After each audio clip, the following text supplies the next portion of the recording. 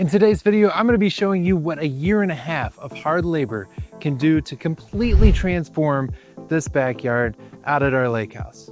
But first, let me show you what we started with. This whole area really needs a makeover. I would like to cut this whole hillside out and make this a usable patio. There was a patio here, which I had my son move actually, but I want to cut all of this all the way back to the edge of the house and make this a patio door that is able to walk out onto a flush patio with that living space. We've also got a deck up here, which is very small. I'd like to kind of transform that and make that a little bit bigger. We've got a ton of space here, but it needs to be reworked. And as you can see, these stairs are made out of cinder blocks and they're just not safe at all, actually. So I would like to build a new set of steps down here and maybe throw some retaining walls in that kind of tier this ground and make this more usable, easy to maintain, and safer. Now, in order to make this space usable, we really needed to add some retaining walls. That way we could have several flattened areas to be able to use the space. Now, the first thing we needed to do was actually cut back into the hillside by the house in order to extend our patio. And for there, we chose a block retaining wall. Now, with a block retaining wall, you're going to need to obviously make sure that you have a good footing for the base. The first course of that stone is crucial, but then you're going to need to cut even further back into the hillside to make sure that you have a spot for stone, clean stone, to drain the water through the back of the retaining wall. Not only that, but there is a material called geogrid that you actually lay in between each of the layers, and that's going to allow the retaining wall itself to tie back into the hillside and make sure that this thing is built to stand the test of time.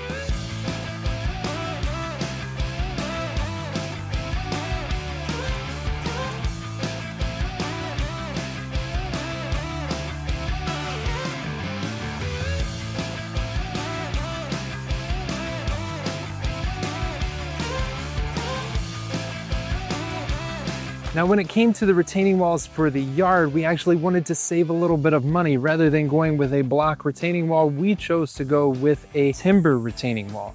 Now, this is a more economically friendly version of the retaining wall. We used the same concepts in order to make sure that the wall was stabilized and that all the water behind it would drain. So essentially, first course, again, is going to matter the most, having a nice firm footing, compacted footing, but then cutting back into the hillside and backfilling with a ton of stone and dead men from the retaining wall itself back into the hillside to make sure that it's not only stabilized, but that all that water gets away from the retaining wall itself. It'll drain straight through all of that stone and then out through our perforated pipe and away from the retaining wall itself.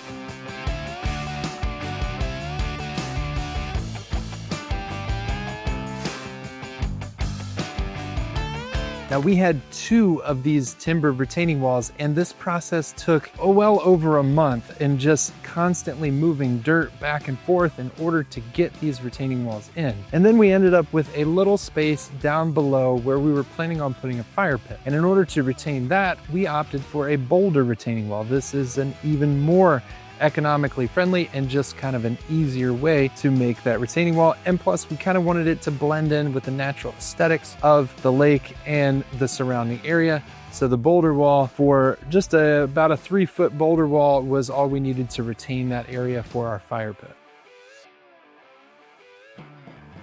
Now, one of the major things that we did in this renovation, and I know it doesn't relate necessarily to the backyard, but we needed to actually lift the house up. The whole first level was about 6.5 feet tall, and we wanted to make this a usable space, and this is where the big entertaining space is gonna be. So we actually lifted the house up 3 or 4 feet in the air and then added 2 feet to the foundation. Now, while we were doing this, we cut spots for the new patio doors that were going in, and one of which was the bay window, and then we added an entirely new patio door on just to the left of that. Now, the good thing about those are they are both 8 feet wide, so you've got tons of glass across the back of the house, just expanding that view. There's something about having a house that's just on jacks right above my head that makes me uneasy.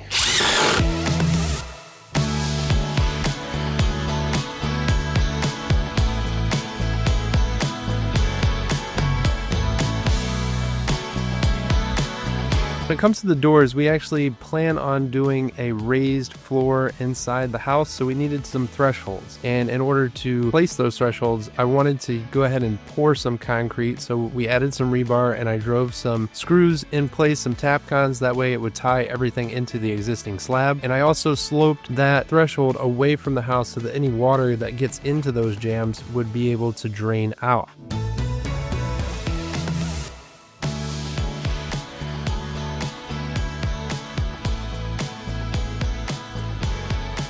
Now it was on to the deck. Now we added a deck off of the back of the house, and this is exclusively for the master suite. We have a master suite that is going to be covering the entire second level of the back of the house, just giving us that beautiful view, but also having a deck to be able to come out and enjoy the outdoors on. But the kicker with the deck was that we wanted it to be protected below, so we could have some seating below. So we chose a decking called Duck's Back decking, and these decking boards are really cool because they interlock together and they give you a weather-tight deck. That way, none of the water, when it rains, drains through the deck and onto the surface below. Not only does it protect you below, but it also protects all of the decking structure itself, making everything last long. And then, of course, we had to install some railing, and for that, we went with Keylink Railing. It's a US-based company, and they make an excellent product. It looks amazing. The black cable on the black railing and the undermount lighting just gives us that nice subtle light at night, and it really lights up the space. So we've got our deck in and it looks great and it gives us a little covered space, but we wanted even more covered space just to extend the season, whether it's raining or whatever, give us that covered space. So we built a porch off of the side of the house, and this runs the entire length of the house. And this is gonna give us a great area to have a dining table as well as some grilling equipment and whatnot, and just be able to hang out whether it's raining or shining in a covered area to protect us from the sun and just the elements outdoors.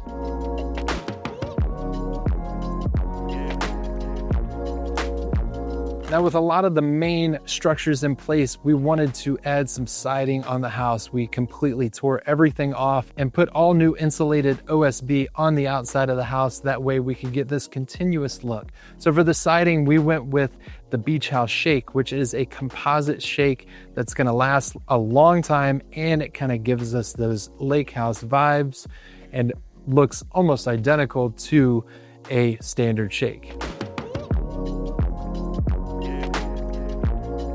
Now, obviously, we've got all these retaining walls and we needed to add some steps to get down to the lake. So we built in some steps alongside of our retaining walls to get down there. Now, I wanted to make sure that these are a little shallower step and a little bit longer, so that way it was a nice, comfortable, safe way to get down to the lake.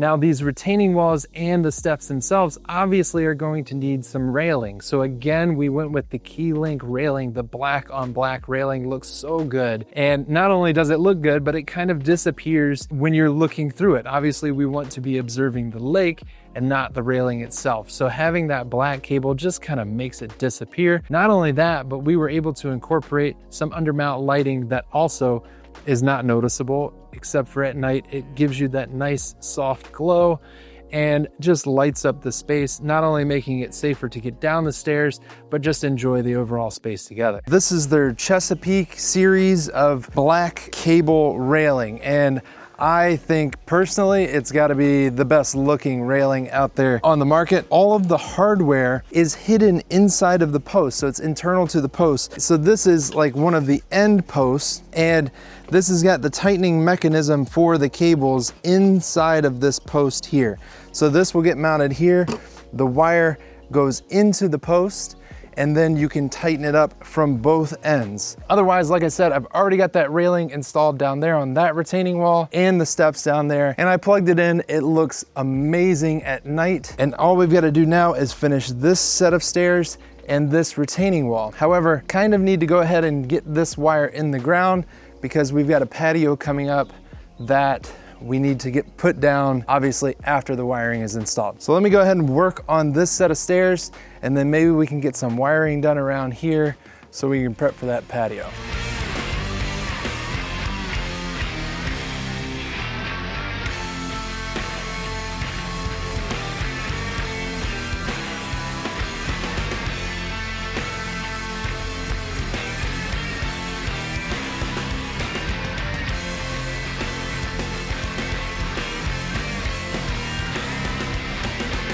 Now, a huge thing for us was the patio itself. The patio itself needed to be permeable. And the reason being is because we're out here on the lake and we can't just have water shedding off into the lake. You've kind of got to let that filter through all the surfaces before it gets there. The other thing is that we've got a wood retaining wall. So we didn't really want the water shedding off of our, whether it be a concrete patio or even a paver patio, and up against our wood retaining walls. So we chose a product called Vuba Stone, and that is a very permeable surface, but it's also super flexible. So if there is any settling over time, it should flex and not crack. And not only does it look amazing, but the water just drains straight through it. I also needed to frame up a couple steps here and then form up a curve that connects to that little retaining wall. Now this is all gonna get covered with the patio material. So this is kind of our retaining wall area, and then this whole sidewalk is gonna get covered as well. But down here, I needed to add another step.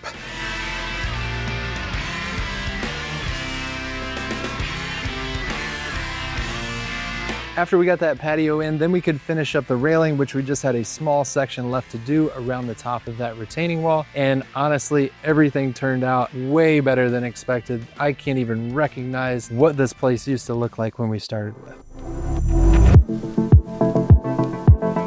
So this is the moment you guys have all been waiting for. We've got what we started with and where we are now, and it looks amazing. I couldn't be happier with all of the work and effort that went into creating what we have here today. We've got so many areas that we can enjoy with family and friends and have many drinks to enjoy the sunsets. Until next time, be safe and happy building.